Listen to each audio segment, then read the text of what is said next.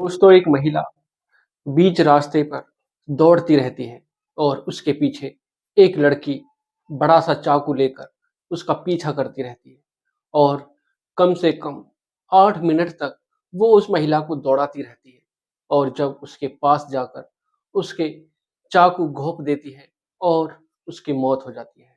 तो दोस्तों, चलते हैं इस कहानी की तरफ और जानते हैं पूरी घटना कि उस लड़की ने उस महिला की चाकू घोंप कर हत्या क्यों की। जानते हैं आज इस पूरी कहानी को। और अगर आप मेरे चैनल पर पहली बार हैं, चैनल को सब्सक्राइब करें, वीडियो को लाइक करें, शेयर करें, कमेंट करें और बेल आइकन ज़रूर दबाएँ, जिससे कि मेरे आने वाली हर एक वीडियो आप तक पहुँच सके और आप इसी प्रकार क्राइम से रूबरू हो सकें। तो दोस्तों, आपके एक सब्सक्राइब से मेरा हौसला बढ़ता है और एक कमेंट से मेरा हौसला बढ़ता है और मैं आपके लिए हर दिन, हर रोज़ मेहनत करता हूँ। और चलते हैं आज की इस कहानी की तरफ। तो दोस्तों, चैनल को सब्सक्राइब करें, वीडियो को लाइक करें, शेयर करें, कमेंट करें और बेल आइकन ज़रूर दबाएँ, जिससे कि मैं आपके लिए इसी प्रकार मेहनत करता रहूँ और आपको क्राइम से रूबरू कराता रहूँ। तो दोस्तों, चलते हैं इस कहानी की तरफ। नमस्कार दोस्तों, मैं अनुज। आज आपके लिए जो कहानी लेकर आया हूँ, यह है उत्तर प्रदेश का एक ज़िला है मेरठ और मेरठ का ही एक इलाका लगता है पांडे नगर। दोस्तों, एक महिला अपने काम से घर वापस जाती रहती है। करीब 1 दिसंबर का तारीख होती है और समय होता है शाम के 7 बजे। एक महिला जिसका नाम दीपाली होता है, वो अपने काम से अपने घर वापस जा रही थी। एक पार्क होता है, उस पार्क से 2 रास्ते होते हैं, जो एक रास्ता दूसरे रास्ते से मिलाता है। वो महिला उस पार्क के पास जाती है और तभी उसको एक लड़की मिलती है, जिसका नाम सोनी होता है। दोस्तों, उन दोनों के बीच कुछ बातें होती हैं कुछ देर तक और फिर वो लड़की जो होती है वो बड़ा-सा चाकू निकालती है और उस महिला के पीछे भागने लगती है। जैसे ही वो महिला उस लड़की के हाथ में चाकू देखती है, तब वो भागने लगती है और वो सबसे गुहार लगाती रहती है, भीख माँगती रहती है कि मुझे इस लड़की से बचा लो, ये मुझे मार देगी। दोस्तों, वो महिला भागती हुई उस पार्क के अंदर एंटर कर जाती है और जैसे ही वो पार्क में अंदर जाती है, तभी उस पार्क में एक गार्ड खड़ा रहता है और उस गार्ड के पीछे जाकर वो छुप जाती है। दोस्तों, और फिर वो महिला जो दीपाली है, वो गार्ड से कहती है कि भैया मुझे इस लड़की से बचा लो, ये मुझे मार देगी। और जैसे ही वो लड़की सोनी उस गार्ड के पास आकर खड़ी होती है और जब गार्ड उसके हाथ में वो बड़ा-सा चाकू देखता है, तो वो भी सहम जाता है और सोचने समझने के लिए मजबूर हो जाता है कि आखिर ये लड़की करना क्या चाहती है? ये इस महिला के पीछे क्यों पड़ी है? दोस्तों, गार्ड उस चाकू को देखकर वो भी अलग हट जाता है और वो महिला फिर भागने लगती है। दोस्तों, जो दीपाली होती है वो पार्क के अंदर करीब 8 मिनट तक दौड़ती रहती है और वो सोनी जो लड़की है वो उस महिला के पीछे भागती रहती है।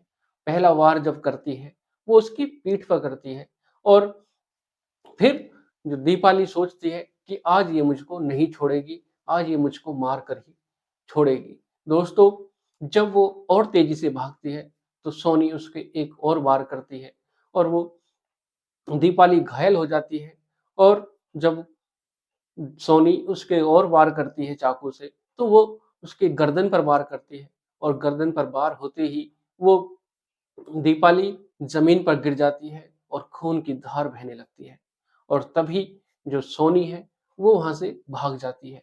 तभी जो मेडिकल थाना है, वहाँ पर इन्फॉर्म किया जाता है और तुरंत आनन-फानन में पुलिस मौके पर पहुँचती है और जो शव है, जो लाश है, उसको पोस्टमार्टम के लिए भेज दिया जाता है और उस लड़की की जो सोनी है, उसकी तलाश में पुलिस जुट जाती है।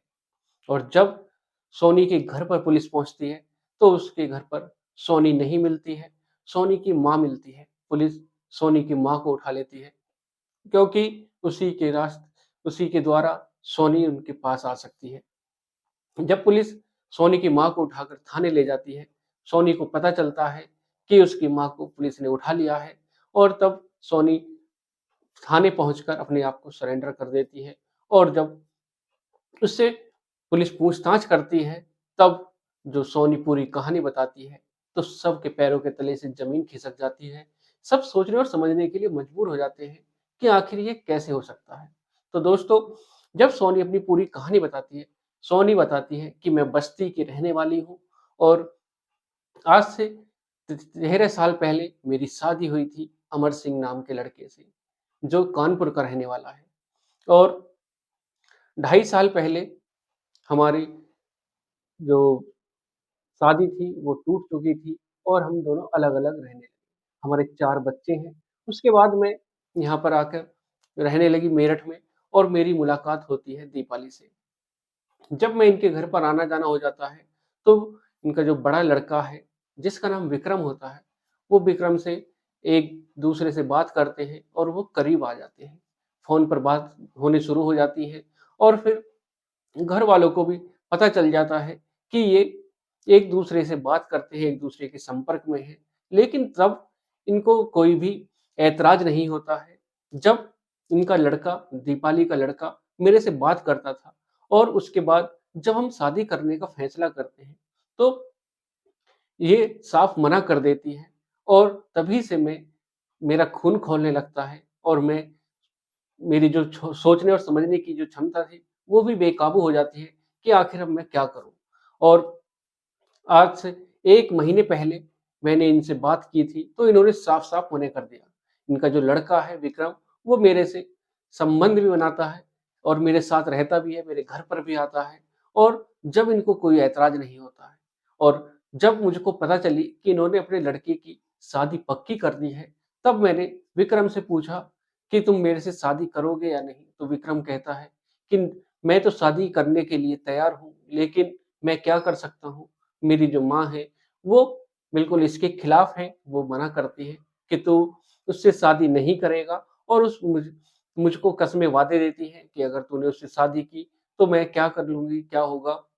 उसके बाद जब सोनी पूरी कहानी बताती है कि जब उसके बाद जब मुझे पता चला कि इन्होंने अपने लड़के की शादी तय कर ली है, तो मैंने उनसे बात की और उनको समझाने की भी कोशिश की, लेकिन वो नहीं मानी और साफ-साफ इनकार कर दिया कि तेरे 4 बच्चे हैं, मैं अपने जवान लड़की की शादी तेरे से कैसे कर सकती हूँ? और ये एक अलग-अलग की बातें बनानी शुरू कर देती हैं। तब मैं सोचती हूँ कि अब मैं क्या करूँ? और अब से 4 दिन पहले मैं बाज़ार जाती हूँ और बाज़ार में जाने के बाद ₹40 का एक चाकू खरीदती हूँ और फिर प्लान बनाती हूँ कि अब मुझे क्या करना है।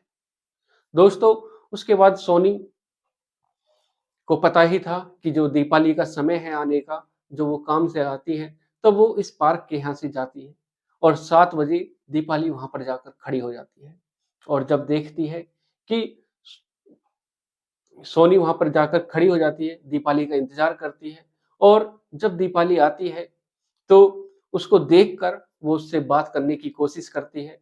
काफ़ी देर वो बात करते हैं एक-दूसरे से। दीपाली कहती है कि मैंने उन्हें समझाने की काफ़ी कोशिश की और जब वो मना करती हैं बार-बार, मेरे समझाने पर भी मना करती हैं कि मैं तेरे से अपनी लड़की की शादी नहीं करूँगी। तब जैसे ही मैं चाकू निकालती हूँ और वो वहाँ से भागना शुरू कर देती हैं और 8 मिनट तक वो कम से कम भागती रहीं और फिर मैंने उनके ऊपर वार कर दिया। और जैसे ही सारी कहानी पुलिस सुनती है, पुलिस भी सोचने और समझने के लिए मजबूर हो जाती है कि ये जो हत्या की है, इसके दूसरा भी रास्ता हो सकता था। लेकिन उसने जो ये रास्ता अपनाया, वो बिल्कुल गलत था और फिर उसके बाद पुलिस जब सोनी को पकड़कर जेल में बंद कर देती है और उसके बाद दोस्तों जो विक्रम है, वो भी अपनी माँ के देहांत होने के बाद वो भी रोने लगता है। तो दोस्तों, आज की कहानी में सिर्फ़ इतना ही। दोस्तों, इस कहानी से एक सीख मिलती है कि कोई भी कदम उठाने से पहले एक बार सोच लेना चाहिए, समझ लेना चाहिए। क्योंकि जो सोनी ने जो कदम उठाया, उससे उसका विक्रम का भी घर बर्बाद हुआ और सोनी के भी जो 4 बच्चे हैं, वो भी अनाथ हो गए। वो भी क्या सोचेंगे कि हमारे जो माँ-बाप हैं, वो भी अपने माँ-बाप को कोसते रहेंगे कि माँ जेल चली गई और बाप ने हमको छोड़ दिया और अब जो 4 बच्चे हैं, उनका भी कोई सहारा नहीं रहा। तो दोस्तों, शायद जो दीपाली थी, उसको जब पता चल गया था अपने बेटे के बारे में कि वो उसके साथ रहता है, उसके साथ संबंध भी बनाता है और एक-दूसरे से शादी करना चाहते हैं, तो उससे पहले ही वो एक दूस उन दोनों को अलग कर देती, तो शायद ये नहीं होता। तो और विक्रम को भी सोचना चाहिए था, वो जो कदम उसने उठाया था सोनी के करीब जाने का, उसको भी पहले सोच लेना चाहिए था और अपने घर में राय ले लेनी चाहिए थी कि वो जो कर रहा है, क्या सही कर रहा है। और जो सोनी ने जो कदम उठाया दीपाली को मारने का और उसकी हत्या करने का, वो भी एक बार अपने बच्चों के बारे में सोचती और एक बार आराम से एकांत मन से अपने बच्चों के बारे में सोचती कि अगर वो जो करने जा रही है, उसके बाद जो होगा, उसके बच्चों का क्या होगा, उसके बच्चों को कौन सँभालेगा? दोस्तों, जो बच्चों की परवरिश कर सकती है, सिर्फ़ माँ ही कर सकती है और उन चारों बच्चों का अब कोई भी नहीं रहा। तो दोस्तों, आपकी क्या राय है? कमेंट बॉक्स में ज़रूर बताएँ। तो दोस्तों, आज की जो कहानी है इसको सुनाने का उद्देश्य किसी का दिल दुखाना नहीं, किसी को परेशान करना नहीं, बल्कि आपको जागरूक करना है, सचेत करना है, सावधान करना है। कोई भी कदम उठाने से पहले एक बार आराम से, ठंडे मन से, ठंडे दिमाग से सोच लेना चाहिए, समझ लेना चाहिए और तभी कोई फैसला लेना चाहिए। तो दोस्तों, मिलते हैं एक और कहानी के साथ। अगर आप मेरे चैनल पर नए हैं, चैनल को सब्सक्राइब करें, वीडियो को लाइक करें, शेयर करें, कमेंट करें और बेल आइकन ज़रूर दबाएँ, जिससे कि मेरे आने वाली हर एक वीडियो आप तक पहुँच सके और आप इसी प्रकार क्राइम से रूबरू हो सकें। तो दोस्तों, मिलते हैं एक और कहानी के साथ। नमस्कार, जय श्री श्याम।